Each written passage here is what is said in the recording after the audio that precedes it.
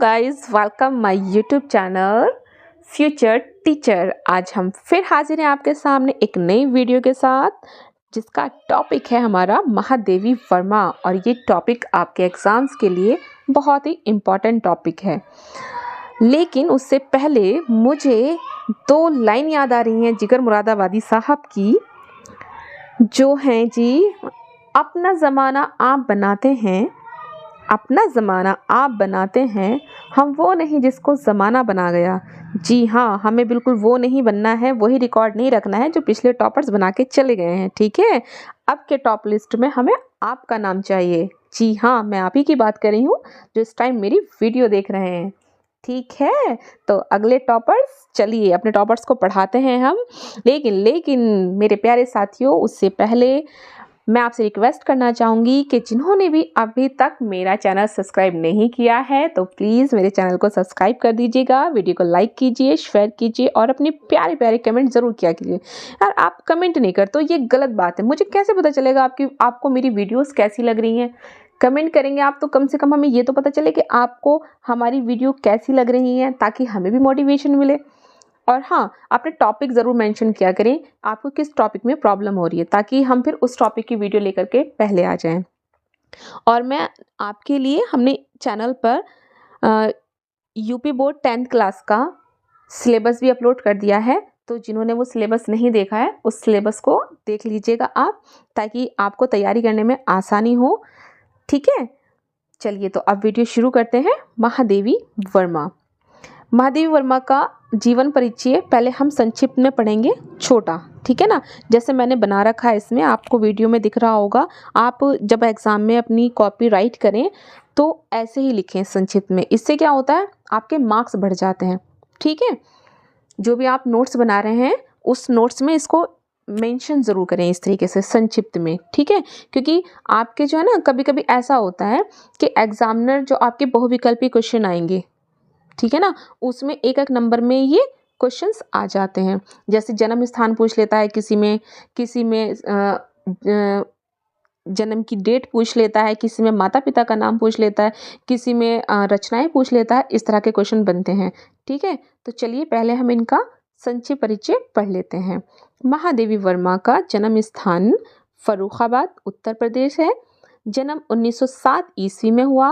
पिता गोविंद प्रसाद वर्मा, माताजी इनकी हैं श्रीमती हेमरानी देवी। युग है इनका छायावादी, ये छायावादी युग की लेखिका हैं। भाषा इनकी संस्कृतनिष्ठ खड़ी बोली है। शैली की बात की जाए तो विवेचनात्मक, संस्नात्मक, भावनात्मक, व्यंग्यात्मक, चित्रात्मक, अलंकारिक शैली है। हिंदी साहित्य में स्थान, कविता के क्षेत्र में एक नवीन युग का सूत्रपात करने वाली कवित्री के रूप में चर्चित, और इनकी मृत्यु हुई है 1987 में। ठीक है, तो ये था इनका संक्षिप्त जीवन परिचय। तो आइए अब इनका जीवन परिचय हम डिटेल में पढ़ लेते हैं। और देखो प्यारे साथियों, आपको बहुत ध्यान से पढ़ना है इसको। ठीक है ना, इस तरह से पढ़ना है कि आपको ये अच्छे से याद हो जाए। महादेवी वर्मा पीड़ा की गायिका के रूप में सुप्रसिद्ध छायावादी कवित्री होने के साथ साथ एक उत्कृष्ट गद्य लेखिका भी हैं। गुलाब राय जैसे शीर्ष स्तरीय गद्यकारी ने लिखा है, मैं गद्य में महादेवी वर्मा का लोहा मानता हूँ।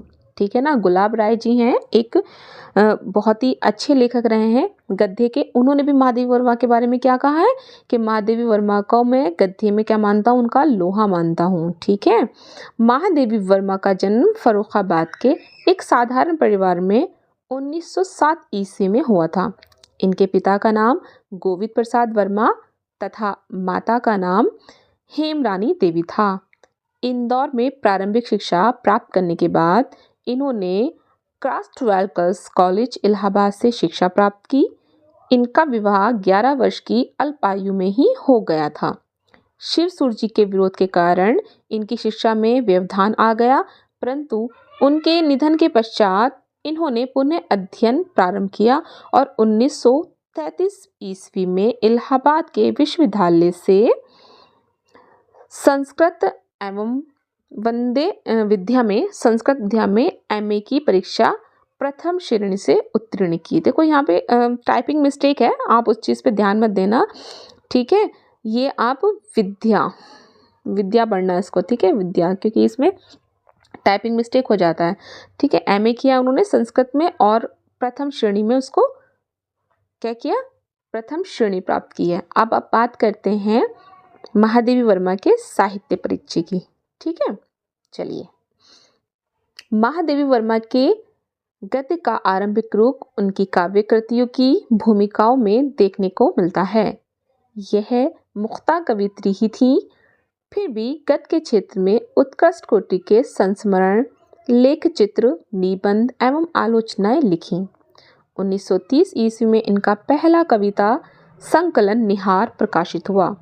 इनकी पहली गद्य पुस्तक अतीत के चलचित्र 1941 ईस्वी में प्रकाशित हुई। बच्चों, ये जो इसमें छोटी छोटी चीज़ें दी है ना, जैसे सबसे पहली पुस्तक इनकी, सबसे पहला कविता संकलन, मैं इस पर भी एक सभी जितने भी आपके गद्य के काव्य के लेखक हैं उनकी रचनाओं को लेकर के एक ऑब्जेक्टिव टाइप सीरीज़ लाने वाली हूँ आपके लिए, जिससे आपके इम्तिहान में आपको उसमें बहुत बेनिफिट मिलेगा। तो हमारे साथ आप कनेक्टेड रहें ताकि आपको समय समय से सूचना मिलती रहे और आपकी तैयारी में, आपकी जो एग्ज़ाम की आप तैयारी कर रहे हैं उसमें आप बहुत अच्छे से अपना प्रदर्शन कर सकें, ठीक है। बहुत जल्दी आपके लिए मैं इससे रिलेटेड और भी टॉपिक लाने वाली हूँ, ठीक है। चलिए शुरू करते हैं। रहस्यवाद एवं प्रकृतिवाद पर आधारित इनका छायावादी साहित्य हिंदी साहित्य की अमूल्य विरासत के रूप में स्वीकार किया जाता है। महादेवी वर्मा प्रयाग से निकलने वाली पत्रिका चांद की संपादक बनी। भारत सरकार ने 1956 ईस्वी में पद्म भूषण और मरणोपरांत 1988 में पद्म विभूषण भी इन्हें प्राप्त हुआ। देखो, 1956 में मिला है इनको पद्म भूषण और मरणोपरांत यानी इनकी मृत्यु के बाद 1988 में इन्हें पद्म विभूषण से भी सम्मानित किया गया है। और उससे पहले 1982 में इन्हें ज्ञानपीठ पुरस्कार भी दिया गया था, ठीक है। अब इनकी हम कृतियाँ पढ़ेंगे। इनकी प्रमुख कृतियाँ कौन कौन सी हैं? तो निहार है, जो कि 1930 में इनका पहला कविता संग्रह था। इसमें प्रकृति और प्रेम को बहुत ही कोमलता से चित्रित किया गया है, ठीक है। अगर हम निहार की बात करें तो निहार में किस चीज़ का वर्णन किया गया है? प्रकृति और प्रेम का, ठीक है। और उसके बाद रश्मि, जो इन्होंने 1932 में लिखी है। इस संग्रह में प्रकृति के साथ मानव मन का गहरा नाता दिखाया गया है ना। निहार में क्या है? प्रकृति और प्रेम के विषय में इन्होंने बहुत ही सुंदर से इसका चित्रण किया है। और रश्मि में क्या किया है? प्रकृति के साथ साथ मानव के मन का भी, है ना, कि मानव के मन पे प्रकृति का क्या प्रभाव पड़ता है, उसके बहुत ही गहरे नाते को क्या किया है? प्रदर्शित किया है। उसके बाद है इनकी कृति निर्जा। निर्जा 1933 में इस संग्रह में प्रेम की व्यथा और विरह को बड़े मार्मिक ढंग से व्यक्त किया गया है। फिर है इनका संध्या गीत 1935। इस संग्रह में संध्या का मनोरम दृश्य और इससे जुड़ी भावनाओं को चित्रित किया गया है ना। किस चीज़ का? संध्या का मनोरम दृश्य और उससे जुड़ी जो भावनाएं होती है ना, संध्या यानी शाम का समय, ठीक है ना, जो शाम का वक्त होता है उससे जुड़ी जो है बहुत ही सुंदर इन्होंने दृश्य किया है उसका। और उस वक्त जो भावनाएं होती हैं उनका बहुत ही सुंदर चित्रण किया है। अगला है इनका दीपशिखा, जो कि 1942 है। इस संग्रह में आध्यात्मिकता और जीवन के गहन सत्य को खोजने की तड़प को व्यक्त किया गया है। इसके बाद इनकी रचना है सप्तपर्णा, जो कि 1959 में प्रकाशित हुई। इस संग्रह में विभिन्न विषयों पर लिखी गई कविताएं हैं। इसमें क्या है? जो इन्होंने काफ़ी विषयों पर क्या लिखी हैं? कविताएं लिखी हैं। प्रथम आयाम, जो 1949 में हुआ। इस संग्रह में आधुनिक युग के संघर्षों और चुनौतियों को चित्रित किया गया है।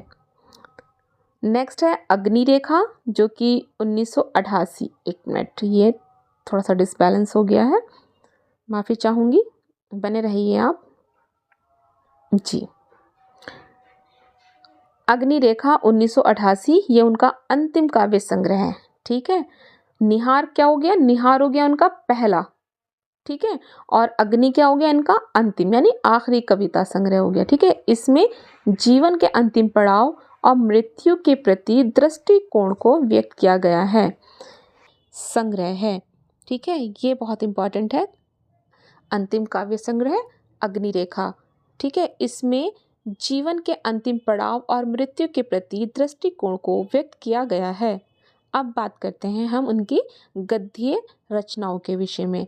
तो इनकी पहली है अतीत के चलचित्र। ये इनकी आत्मकथा है जिसमें उन्होंने अपने बचपन और युवावस्था के अनुभवों को बड़े खूबसूरत से बहुत ही खूबसूरती के साथ चित्रित किया है। महादेवी वर्मा का साहित्यिक योगदान, छायावाद की प्रमुख कवयित्री। ठीक है, उन्हें छायावाद युग की प्रमुख कवयित्री माना जाता है। स्त्री मनोविज्ञान की गहरी समझ है ना कि उन्होंने स्त्री मनोविज्ञान को बड़ी गहराई से समझा और अपनी कविताओं में इसे व्यक्त किया है। प्रकृति प्रेम, उनकी कविताओं में प्रकृति का वर्णन बहुत ही खूबसूरती से किया गया है। आध्यात्मिकता, उनकी कविताओं में आध्यात्मिकता का गहरा प्रभाव देखा जा सकता है। महादेवी की रचना हिंदी साहित्य का अमूल्य खजाना है। उनकी कविताएं आज भी उतनी ही प्रासंगिक हैं जितनी पहले थी। तो बच्चों, ये था हमारा आज का टॉपिक महादेवी वर्मा। आज हमने महादेवी वर्मा जी के जीवन परिचय के विषय में जाना है। आशा करती हूँ कि ये वीडियो आपको समझ आ गया होगा और आप जब इसको बार बार देखेंगे तो आपको ये बहुत अच्छे से याद भी हो जाएगा।